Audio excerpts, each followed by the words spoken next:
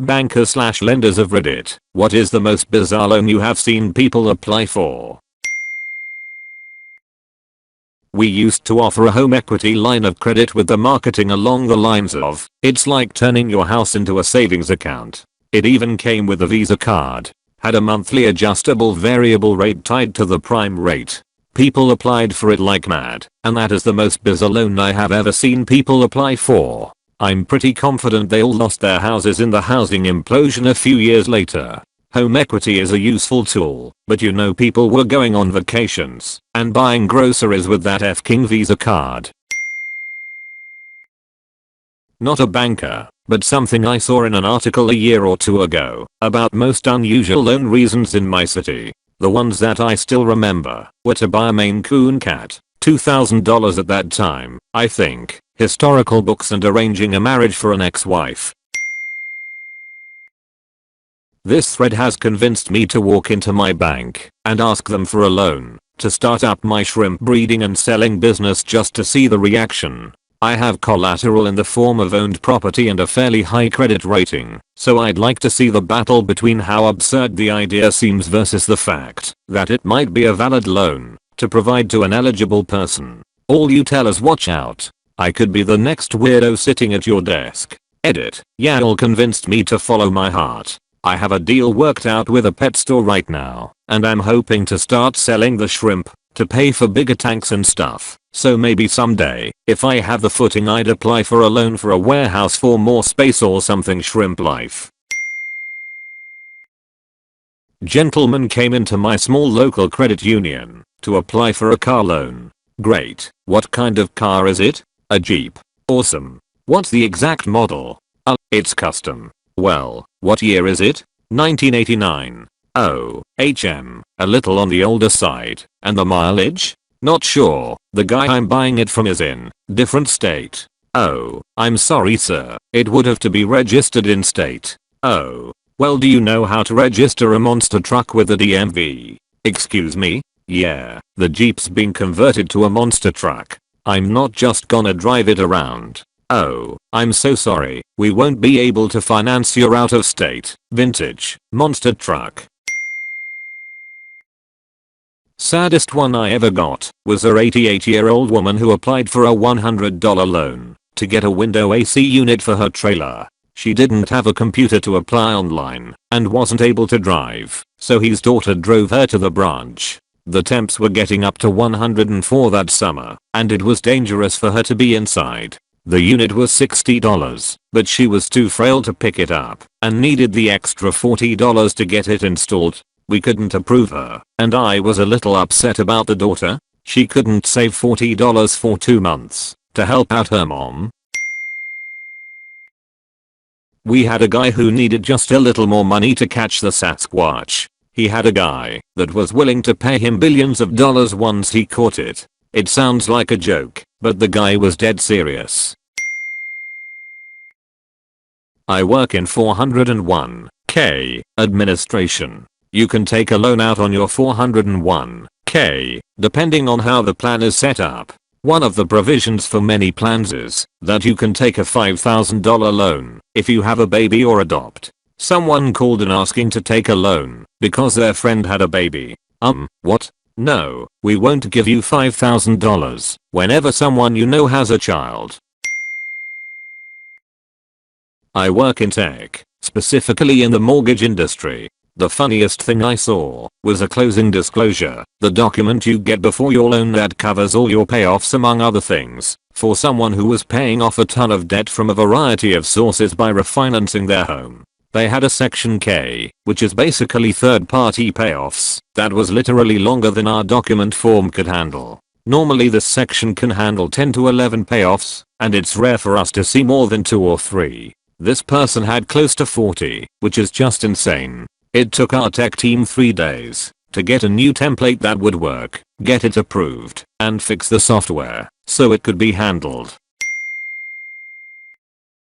In 2007, my buddy who had been a bartender was hired by a regular at his bar to become a mortgage underwriter. One of his first customers was a guy who made $1,800 per month applying for a loan that had a monthly payment of $3,600 per month to start, but it was an ARM, and it was slated to increase to $5,400 per month after 3 years. And this loan was to buy a boat, not a house. The guy who hired my buddy came in and told my buddy to underwrite the loan. And that's the story of how my buddy quit his new job before his first shift even ended. I worked as a bank teller in college. My branch had a guy try to take out a $60,000 personal loan to help his girlfriend in Russia pay off border control so she could finally come join him in the US after a 2-year exclusively text-based relationship. No matter what we said, he remained firmly convinced that she existed and was in love with him, and that the $30,000 he'd already sent her was money well spent. We didn't give him the loan. He closed his accounts on the spot, taking the entire less than $1,000 he had left with him. So we had a guy come in wanting a car loan for a used diesel truck. The truck was $15,000. Unfortunately, the truck had high mileage and his credit wasn't the greatest, and we could only approve him for $6,000 and 15% interest. It was not a good loan, and I told the customer as much. I advised finding a lower mileage, newer vehicle and waiting 6 months to repair minor credit issues in order to get a lower interest rate. He insisted on getting that truck right that very moment. He proceeded to tap into his retirement funds, probably paid some insane penalties and taxes, paid the $9,000 down payment, and signed the paperwork for the loan. 3 months later he sold the truck at a loss. I make agriculture loans exclusively. No other loans, except to farmers and ranchers. Borrower's wife comes in mid-40s, asks to borrow $10,000, but doesn't want husband to know. I ask the purpose she beats around, then finally tells me she needs the money for breast enhancements. I tell her I can only make loans that enhance the farm, then she gives me this big spill about how it would increase her husband's morale, thus a better farm. Still hard no. Somehow she gets the procedure. 2 years later she has nice breasts, a new husband, and together they own half of a cotton farm. I still bank the first husband. I used to work in a department of Wells Fargo that specialized in the weird. All the loans no other department would touch.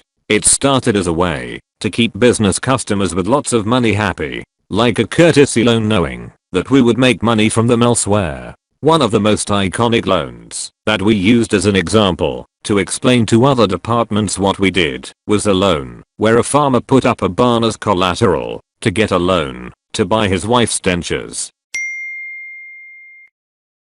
Not a banker, of course. I handled a fraud case where the lady took out a $6,000 personal loan in cash. I think that was the amount. This was several years ago, to send to who she thought was an 80s era country singer who claimed to be in financial trouble. She stuck the cash in an envelope and mailed it to another state.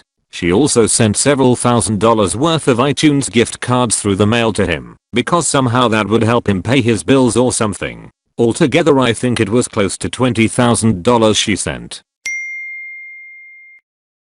Not a banker/lender, but the borrower. This was embarrassing. I had never taken out a loan in my life because I was very frugal and lived within my means. My credit card had barely any activity on it even, although all payments were paid off within the billing period. My very first loan at 25 years old was for my dog's orthopedic surgery, $5,000. She was a great dog. She had a bum leg. I wasn't going to let her die for lack of $5,000. My banker told me straight up that he would put the dog down if he were in my shoes. I started crying. That's the embarrassing part, because I never cried at that time, and told him he could just f right off and to give me goddamned loan because I had the collateral to cover it. I owned a house. I cried so hard that people in the outer areas started noticing. The bank manager came over, inquired as to what the problem was, and after the explanation, the loan officer was led into the back room by staff, and the bank manager approved my loan on the spot. He hugged me and apologized as I left. I accidentally dripped snot on his tire because I was such a mess. I really loved that dog. She was well worth the $5,000. She is residing in the pet cemetery in my forest now. She even has a headstone. Not a banker, but I heard a co-worker at a previous job complaining to someone that his loan application for his cigarette company was denied. His logic was that he enjoyed rolling his own smokes, so why not start a business selling hand-rolled cigs? He legit thought he would make millions doing it. My banker told me a story of a rapper who asked for a loan to make his music video, where he produced an itemized list of the various items he'd be renting, including 2 kilos of cocaine. He's usually not one for telling tall tales, but this just borders the line between believable and not for me. Most surprising thing is the guy was planning on renting cocaine. Not too crazy, but an airplane. Not just a single prop Cessna or anything like that, but this plane could seat like 8 to 10 people and had climate control and everything. My head underwriter didn't want me to use the plane itself as collateral, as he could just take off with it and end up anywhere on the planet. After explaining that was pretty much true with a car/boat loan too, she acquiesced. I'm not going to tell you for privacy's sake how much it was, but let's say that I could have not sold another loan for about 6 months and still exceeded all of my goals. Thank you for watching. If you enjoyed the video, hit like. If you would like to see more, feel free to subscribe.